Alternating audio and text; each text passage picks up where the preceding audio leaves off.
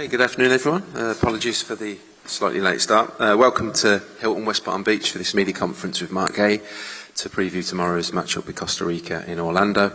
As ever, we'll keep it to 2 questions per person. If we do have time, we'll come back to you. And please raise your hand if you do have a question and use the microphone available. Rob Dorset, do you want to start? Hi Mark, lovely to see you. Hey, good to see you. You well? I'm good, thank you. Good man. I just wanted to ask you about the last, I think 13 months for you, which have been absolutely extraordinary. You won the FA Cup, you got your dream move to Manchester City, you won 2 cups since then, and now you're at your first World Cup. That's a heck of a lot when you say it all out loud in one go. Is this the best of the bunch? Is this the pinnacle of it? I mean, I'm grateful, super grateful for everything that you just explained. I don't know if it's the pinnacle. You know, I'm always striving for more and hoping for more, but like you say, to be at a World Cup is a fantastic achievement, and I'm super humbled by it. We've been talking a lot about England's central defensive options, and you've obviously played a lot with John Stones and Ezri Konsa, more with Konsa than Stones, I think, in fairness. But they seem very different, the two of them. Can you kind of compare them for us and what strengths each of them has got? Because you probably know better than anybody. Yeah, I'd say different, but a lot of quality with both of them. I mean, both coming from managers and style of plays that suit them, because they're both ball-playing centre-halves, but both really good defenders themselves, both read the game really well. I'd say both leaders as well. They both lead by example in the way that they train and in their behaviour, the way that they are as people around the camp. So, you know, both fantastic players and big assets to the team. Cool. If you go to the back row, we'll go Carrie Brown here next. Okay. Hello, Mark. How's it going? You're going to the last preparation camp. You've done a lot of warm weather training. Are you feeling that impact now, especially in the last match in Tampa? Is it you more acclimatised to the heat and the conditions? I think so, yeah. First day was extremely hot, but yeah, I think as the days have gone on, we've been doing a lot better, getting used to the weather, getting used to the conditions. It's definitely a big step for us, and it was a fantastic idea to come out here early and, you know, just like you say, acclimatise to everything. So yeah, I think everyone's in a good place. The Arsenal players have returned. Ebbs, of course, you both had a remarkable journey this season. Were you unsurprised by how impressed Mikel Arteta became about what Ebbs could do, and have you put your arm around him a bit with the penalties, and how nice is it to see the reaction from the Arsenal fans, the real fans, not what you see on social media, the buying up of shirts, the biggest cheers for Ebbs and Gabriel? Is that has to be a turning point of how you get behind players in moments like that? I mean, Ebbs is a fantastic player. I've seen it from day one. He's someone that has overcome so many adversities. So I'm sure to be here is a fantastic achievement for himself, but I've seen his development at Palace, and true gent, someone that you love to be around, and of course a fantastic player. I just congratulated him on the Premier League. I didn't really watch the Champions League final, obviously heard about it, but like you say, it's important to remind everyone of the good things that they've done. I think they're well aware of everything else, but like I say, it's obviously nice for the Arsenal fans to do that. Can you pass back to Sammy, and we'll go back row there next. Here you go. Yep. Hi Mark, here. Hey. João Miguel Nunes, RTP Portugal. First of all, I would like to ask you, what is your goal for this World Cup? Win the title is the main goal or no? I mean, every single person in this room knows what that answer is or should be, so I don't think I'd need to go too much into that, but definitely giving a good account of ourselves, you know, approaching every single game with the belief and with the style of play that, you know, we can really hurt teams. So yeah, I think, you know, just showing that togetherness on the pitch and, you know, giving the England fans performances that they should be proud of. Then I would like to talk a little bit about the Portuguese guys that you already know. Of course, Ruben, Mateus and Bernardo. Did you talk with them about the World Cup? What do you think that Portugal can do in this World Cup? Do you see Portugal as a favourite? And of course, I would like to know also How would you miss Bernardo? Is leaving your team, so I guess it's a person with a big capacity in the locker room. Yeah, we didn't speak too much about the upcoming competition, but for sure, I wish him all the best. Yeah, for Bernardo, I think I've said it before, he's one of the best players I've played with, and I think as a team we're definitely going to miss him, not just on the pitch, but his personality off the pitch. He's a big character, big leader, and yeah, Portugal, like I said, are a very strong side, fantastic players, and yeah, they definitely one of the teams to watch in this competition. So, mate. I'm Mark. I'm not looking at it. Yeah. Okay.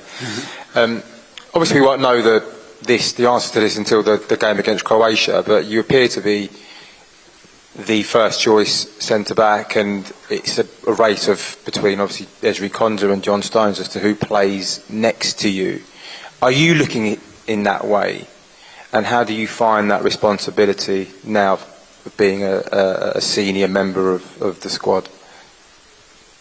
I'd say for me the most important, and not just me but every single person knows that if we're going to achieve something at this World Cup, it's important that everyone's a team player. Cliche or not, whether I'm playing or not really is important. It's not important at all. The most important is that the team does well, that we move through the competition with confidence, and try to achieve our goal. And just quickly, can I ask you a question about training with the tunes on, with the music on? Whose idea is that, and why, and who picks the playlist? Yeah, it's Joel at the moment, one of our physios, physiotherapists. He's on the tunes. I don't know. It's just good vibes. We're out in Miami. Sun's out, so why not?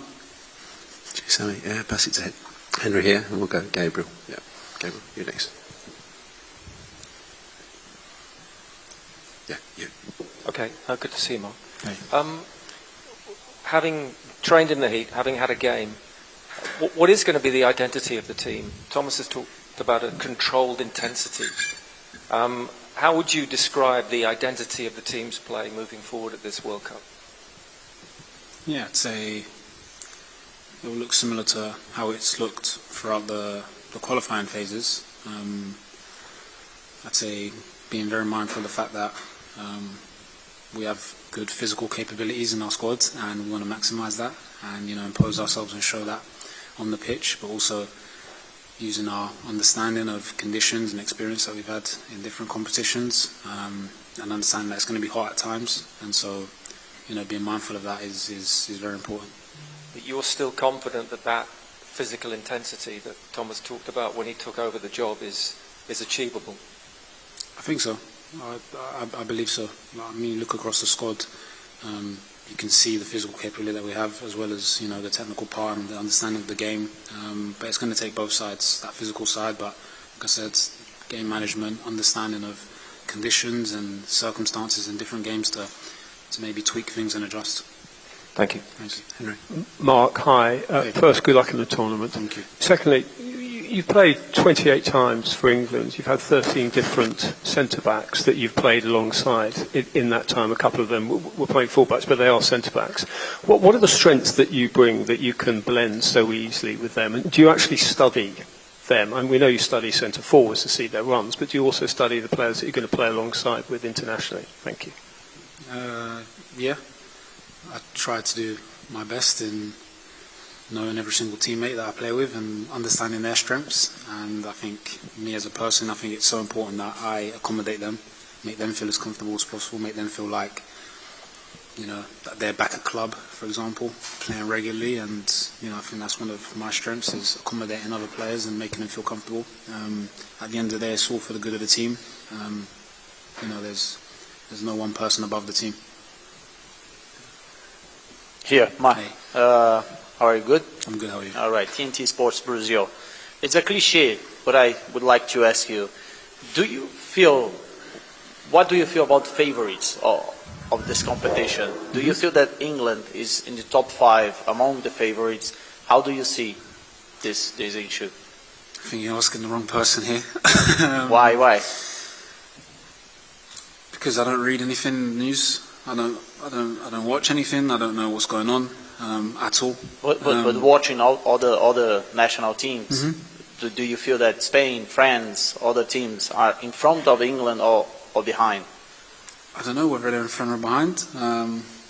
All I know is we'll find out at this competition, and it's going to be exciting because, like you say, there's going to be a lot of good teams, a lot of good players. So yeah, we'll find out. Thank you.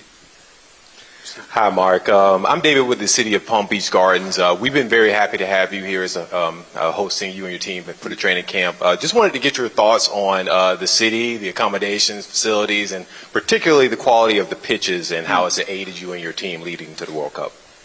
It's been great. It's been fantastic. The accommodation has been great. I think everyone has been super friendly. It's been super welcoming to us, and we've felt at home straight away here in West Palm Beach. So it's been amazing. The quality of the pitches has been really good so far.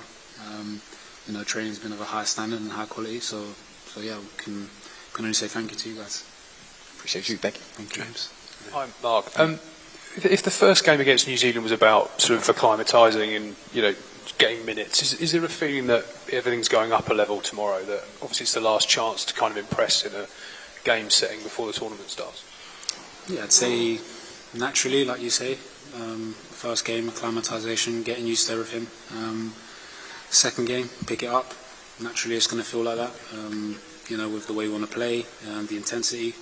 But still also being mindful of the fact that players are still at different stages, coming from players that have played recently, players that haven't played recently. So I think the most important message is just to arrive at the right time, and that's on the 17th, that's against Croatia. So as long as the guys are ready for that game, that's the most important.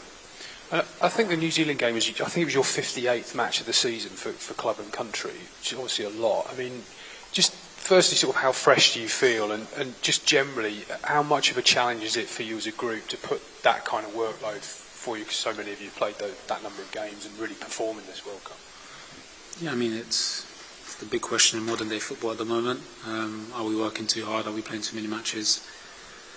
I think, to be honest, when you enter in the World Cup, that all goes out the window. There's only one thought in your mind, and that's doing the best for your country and trying to achieve something. So yeah, we're very mindful of the fact that we played loads of games. I think the most important is mental freshness. Away from the training pitch, are we enjoying our time together? Are we relaxing? Because ultimately, I think the mind at this point is a lot more important than the body. Sam. Hi, Mark. You said just now that you don't read anything, you don't watch anything, you completely sort of insulate yourself against the news. You also talked about the relaxation. We know that Harry Kane loves to do a little bit of golf, and he's big into that. What is it that you do then to keep your mind fresh and to relax away from the game? Yeah, a lot of the guys like to play golf. Unfortunately, I'm a bit too stiff for golf. I'd say I've gone out and explored West Palm Beach a little bit. Really nice place. Gone to a lot of the streets, had some coffee, gone to the beach. So explore, whether it's reading, whether it's movies, series, or just spending time with the guys. I think we've all got our little routines. But yeah, anything away from football, as soon as you come off the pitch is nice, just to keep your mind fresh. You've been in a lot of teams, even over the course of the last couple of years. You've changed teams a couple of times, and obviously that means you're meeting different personnel. Where do you rate this dressing room and the togetherness, which has been so central to what Thomas is trying to achieve? I'd say it's up there. I think everyone feels extremely comfortable with one another.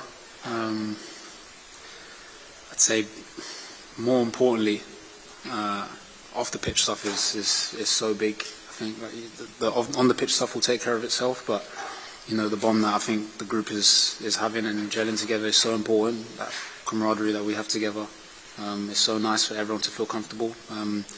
However many caps, however many tournaments, it's nice to just spend time together, and I think it's gelling really nicely. So we'll finish with two. Back with Carrie here.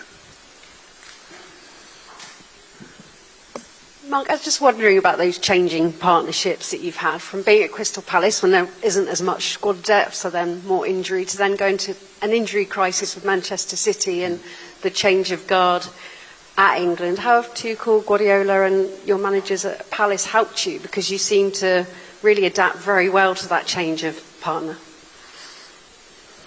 Yeah, I'd say fortunate enough to have been coached by some really, really good coaches, especially over the last year or so with, Oliver Glasner, Pep Guardiola, Thomas Tuchel, of course. It helps when there's a clear way that we're playing and clear principles. For someone like me, it just makes it very easy. But also, I'm playing with some top players, really, really good players, so we make it easy on each other. We try and learn each other's weaknesses, each other's strengths, and just build on those qualities that we have. Declan Rice has been announced as the vice-captain. You joined the academy a year after him. He was 1 year above you when you were 7 and he was 8. How your careers have grown together, but you've been touted as a future England captain too. Where does all that leadership that you two have come from? That's a good question. I don't know. I'd say we're both different characters, both different leadership skills as well. I'd say Declan's probably a bit more vocal than I am. But I'd like to think equally as effective. But yeah, I'd say give credit to the different academies that we've been at. We've both been at Chelsea Academy and obviously West Ham for Declan. And, in that time you grow, you come across different people and you just, learn. So I think credit to the people that have helped us along the way, to allow us to be where we are today.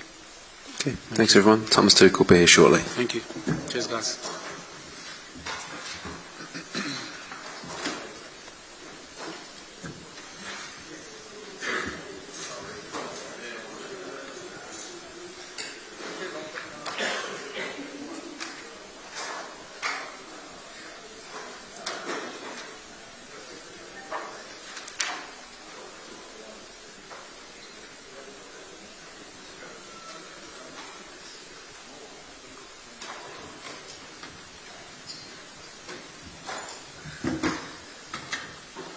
Okay, everyone, welcoming Thomas Tuchel to the room.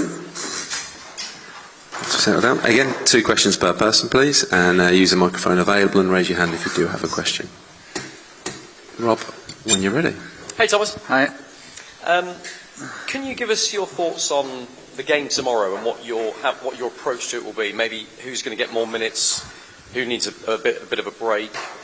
No one you want to get out of the game. Good. No one needs a break. Everyone is available. That's the very good news. No one was injured after the first. No complaints after the first match. 1 day for recovery. 2 good training sessions yesterday and today, and ready to give it a push tomorrow. Push means more than 45 minutes. Players will play 60. Maybe some 70. Decision is not made yet. I will do this. We will make this decision in the afternoon. But that's the plan. We have then the chance to load the players 1 day later in a match behind closed doors on our training facility, and then pre-camp is finished and we start our adventure 2 days later in Kansas. But like I said, we expect a push tomorrow, physical and from intensity and also from style of play, from ball speed and everything. Wanna take the next step, and we feel ready for it. More than any other player in the squad, it feels to me like you've kind of tried especially hard to accommodate John Stones. We saw you take him out to Barcelona last summer when he wasn't playing, just because you wanted to spend some time with him, get him around the group. What does he offer that others don't? And I wondered if it's maybe a positive that he hasn't played as much football as some of the other guys in the team. Maybe he's a bit fresher going into this tournament. Well, he feels very, very good. He feels totally competitive. He hasn't played a lot of minutes, not as many as we would have liked, ideally, but he was available. I think that's a big difference. So he was not injured a lot through the season. He was available. He has trust in his body, and most importantly, now he did ever so good for us when he was in camp. He offers us a lot. I think he is as a football player on the highest level, defender of highest quality. He can step into midfield. He's confident in build-up. He can switch between different formations fluidly. He's a proven winner. Won so many titles. He knows what it takes. And on top of it, he's a very very nice personality, and totally accepted, nice person, friendly, humble, and top personality. So that's the full package. I'm very happy that he arrived in a calm set of mind.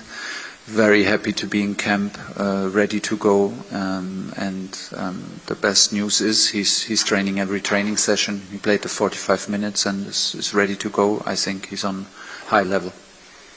Gary.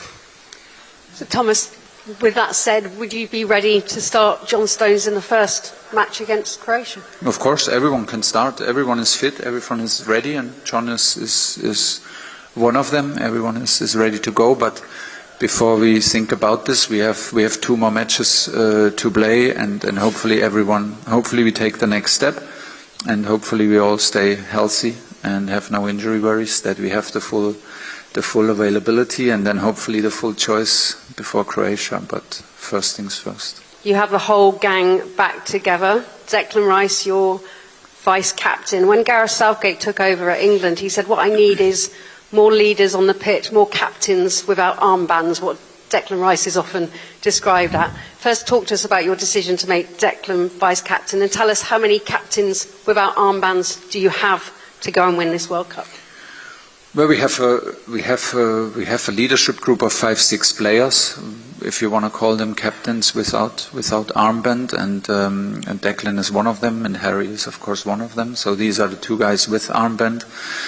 Harry is our captain, there's no doubt about it, and Declan is our second captain. When Harry was not in camp and didn't play against Wales, we had the choice, and it was a very quick one and a very obvious one for me to give it to Declan. He is on highest football IQ. He takes care about formation. He takes care about our structure. He takes care about the adaptation, about the rhythm in our game. I think he had outstanding 2 seasons in his personal career. The last 2 years with Arsenal was one of the main players for me in Europe in the Champions League campaigns. One of the very best midfielders in Europe at the very moment, full of confidence, and that's why he's my vice captain. Back there. Hi Thomas, João Miguel Nunes, RTP Portugal. Maybe you wouldn't like to make rankings among the teams, but to ask you very clearly, do you put England among the favourites to win this World Cup? How many favourites are there? I don't know, that's what I want to know. In your opinion, of course. No, we're not the top favourites. We can't be, because we haven't won it for so many years. So there are proven winners in the tournament with more success in recent tournaments. So these are the favourites, and we compete for the trophy. We dream big, and we know what it takes. If you dream big, it comes with responsibility. Responsibility is on the effort. So this is where the focus is, and we want to compete. We see ourselves as competitors, as challengers, and we want to go all the way, but I don't think that we are the heavy favourites. Considering favourites and talking about Portugal, because it's my country, I would like to know if you see Portugal as one of the favourite teams to win this World Cup. And of course, after the success in Nations League, yes, and after the involvement of the Portuguese players for Paris Saint-Germain, yes, you're one of the favourites. Yeah, I would also add this part of the question, because it's your maybe coach Ronaldo's... Your coach will not like this. No. The question is that I would like to ask you also about Cristiano, because it would be maybe his last World Cup, the last dance. Of course, it puts an extra to the Portuguese team, or no? I don't know, actually. I don't know, but you're from Portugal, obviously. Yes. Yeah. Your country has a strong football team, strong coach, strong group, proven winners, heavily involved with the success of PSG. Top coach. You had the success in Nations League. So, again, you're one of the favourites. Okay, Sammy. Hi, Thomas. Can I just check on the Arsenal players that have arrived now? I've not spoken to you since. Yeah. Their condition, and I've obviously played a lot of football this season, but they've also only played 8 or 9 days ago. How much do you want to see from them in obviously the game tomorrow and then the game on the Thursday? From the Arsenal players? Yeah. We still have to take care a little bit about Bukayo.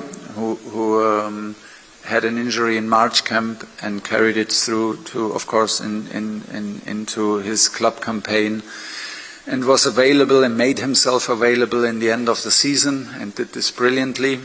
But he was managed in between matches, and that continues a little bit at the very moment.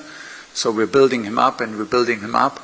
Noni is 100% available, Declan is 100% available, and Abs as well. So we need to take we're just coming from training basically. Everyone was involved in training, including Bukayo. Everyone made himself available, so we have full choice, and we need to take the decisions now in the afternoon who actually starts and how many minutes we will give to the players. But they came in very good spirit and they came in very good shape. I feel them proud. I feel them confident. They know what they did. They know what it took them to win the title in England, to have this little period where suddenly it was in doubt, and they overcame it and managed to win the title. It meant a lot to them, and I think they have a clear understanding that they went toe-to-toe with the best team in the world at the moment, with Paris, and they had them, and they just lost in a penalty shootout. So they came in best spirits, and I'm happy for that. And just one more on John Stones, specifically tomorrow. You said there'd be some players who would benefit from playing 60 or 70 minutes. Given the lack of football that he had towards the end of the season, presumably he would be one of the players who would benefit from maybe a bit more football over the next 2 days. Could be. I need to double check with the physical department. Actually, there can always be a little bit of we always have a second opinion of our performance team. What he actually did through the week, what he actually was exposed at City in training and not playing. So this everything will play a role when we take the decision, and then everyone needs to deserve to be in the starting lineup tomorrow, which he does. But we have strong 4 central defenders with Jurel Konsa, even 5. So decisions will be made in the afternoon. But the good news is with John, he's ready to go. He was not managed in training. He just does every training session full, and no complaints. He feels very confident. Gentleman over there. Hello, Coach. Good afternoon. Fernando Petrocelli from AS Spain. Do you think Yes, Nico... you are the favorites also. Do you think... No. I'm not going to ask about Spain. Do you think Nico O'Reilly has the skills or talent to become on the best left backs in the future? And the second one, Messi is also playing his last dance. Are you impressed that Messi at his 38, 39 still has this quality or this level? What do you thoughts about Messi's final World Cup? You don't need my thoughts about Messi and about Ronaldo, guys. They are the goats. So they are here, and they are the teams to beat. Of course, Argentina, Portugal, Spain. So there you have 3 already. There's no doubt, and there's no doubt about the first question. Nico will become a top player. It's just amazing. His rise in such short time to be so influential and to create almost a completely new role of a left back. He might, even if he plays left back, he spends most of his time on a left 10 or like in a number 9, arrives in number 9 positions to score decisive goals for his club. And for us, he starts scoring in training, so hopefully we can use his skills. He's very humble, he's hardworking, he has the body, he has the skill set, he has the talent, he has the mindset. That's why we took him. It's amazing to work with him, and he will have a top career. Not even sure it will be a left back, because he can play as a left 8 and a central midfielder, but yeah, it's a top player. Thomas, you gave a very stirring talk to the players, the second star. Was that from the head or from the heart? About which one are you talking about? Just when I'm shocked that these things are out there, you know that, right? Well, there's a video. So, I know. I'm shocked that it's out there. Okay, but I mean, it was very. The reaction was very positive. A lot of the fans saying we're actually completely bought into you now. But when you were talking to them, was that from the head or the heart? How much of it was prepared? Which one was it? Which one? Well, how many have there been? It was the one when you were talking about the second star on the shirt. So the very first, it seems like the very first talk, my very first talk to the team. But it was from the heart, but I prepared it. So I had 3 months to prepare it. I started in January and the first camp was in March. Well, it's just the first speech. I think, not sure if the players remember it, and if they remember it, hopefully they just remember the feeling that it I hope it made them feel good and made them feel excited, and well, it is what it is. We have some of these talks, and some of them are more into. We have a lot of them about football, and some of them we have about to wake up some emotions, more emotional. So this was clearly from the heart, I guess. And why do you think it's been 60 years? Good question. Maybe not one reason, but I think recently in the recent tournaments, I think that the England national team is just there. Like if you reach semi-finals, if you reach quarter-finals, once you reach a quarter-final, you can win any competition. If you reach quarter-final in FA Cup, Carabao Cup, if you reach it in Champions League, there's my opinion and my conviction. Once you reach quarter-finals, you can go all the way. So I think it's important to understand, to not try to digest this whole tournament in one piece, and to focus on what we can influence. So at the moment this is prep camp, and then we will take care about group stage. This is how I only know it, and how I always approached it in club football when we went to Champions League campaigns. Make sure that you win your group, make sure that you go through your group, and don't get distracted in overthinking. Once you arrive with a team in a quarter-final, then you can go all the way, and then the belief will be there. But there has to be a lot of work done. There has to be a lot of respect for our opponents, for the environment, and don't underestimate the level of luck that you need with injuries, with decisions, So let's see. We go step by step. I think we're at the moment in a good moment. We're exactly where we want to be, and want to take the next step tomorrow. Thank you. Hi, Thomas. Even for you, this is new. The World Cup preparation, the build-up into a tournament like this. What's the tone you want to set within the camp? Because the tone was very relaxed in pre-camp. We had afternoons off for the players, where they could reconnect by themselves, where they could go out, have dinner, see friends, see their families. We had an evening yesterday where family and friends were invited into our hotel. We had a lovely barbecue yesterday evening in an amazing facility and amazing energy around in camp. So that was exactly what we had in mind. It should be relaxed.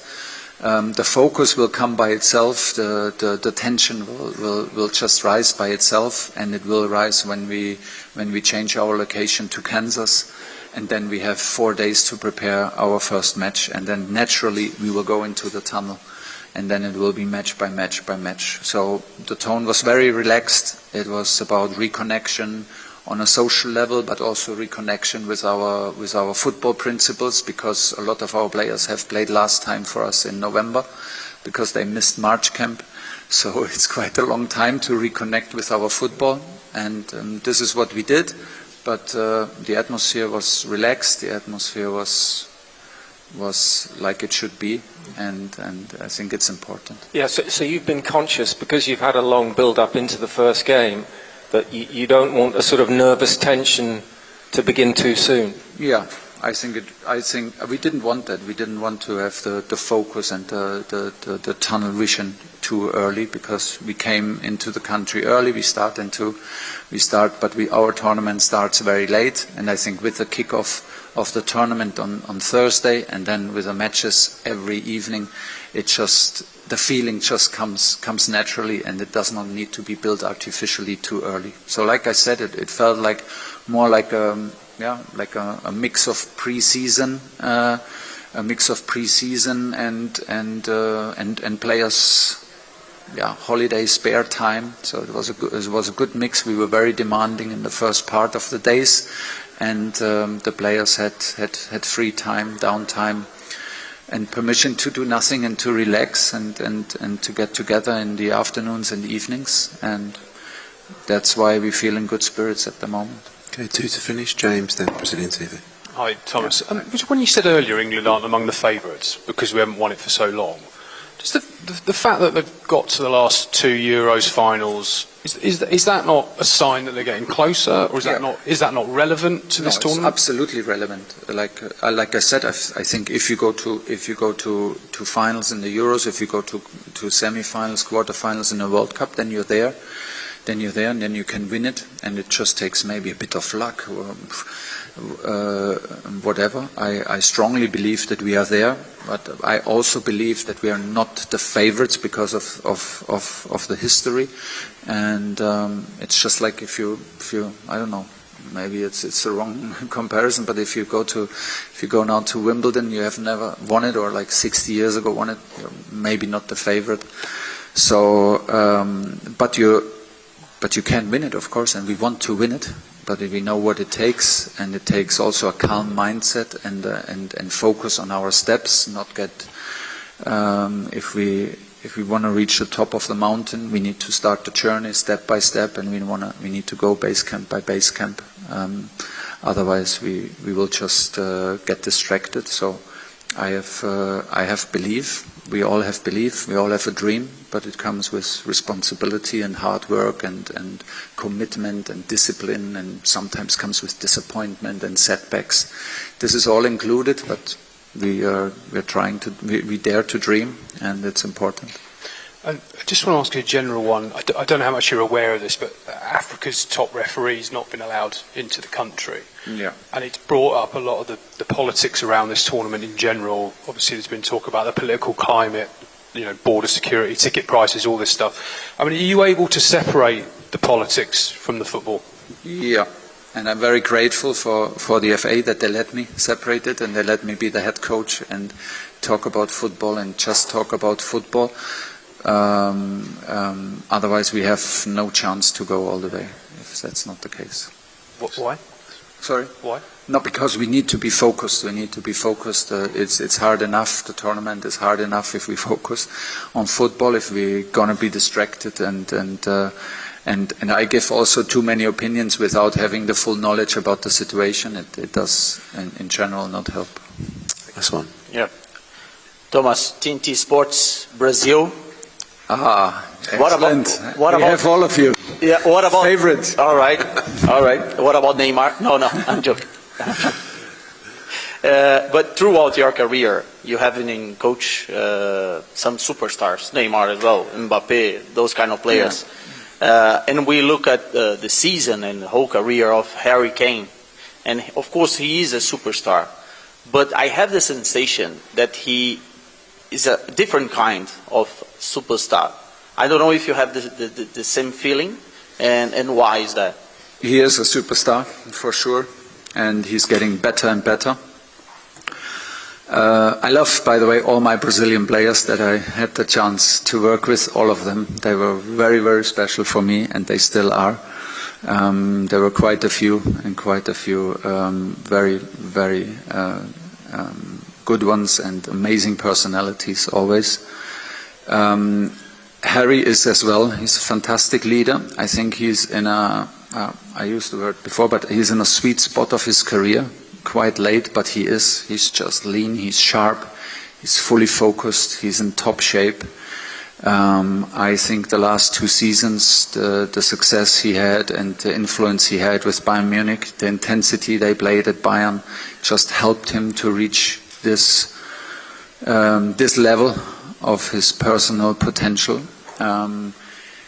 He thinks day in, day out about how we can win as a team, how we can perform as a team. That makes him very special. This is where he is at the moment. I think this is what he felt also in Bayern Munich, that you can really go very long in European competitions like Champions League as a team. If everyone buys into the idea of this intense game that they play, so it's a pleasure. It's a pleasure that I had him in Bayern Munich, and it's a pleasure to have him here as a captain. He is truly our leader, and in fantastic shape at the moment. The last one, as you said, you like your Brazilian players that you have into there. What do you feel about Neymar in this competition? Seriously, he made it.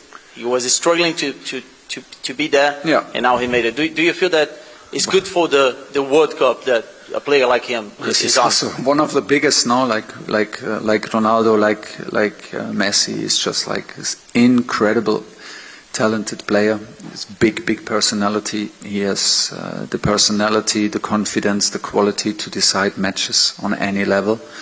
It's just a matter of fitness, and I don't know about that. So he is in the team and makes your team, of course, more dangerous.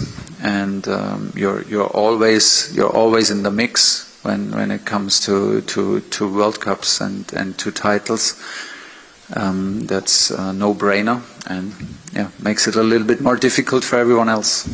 Okay, thank you very much, and see most of you in Orlando.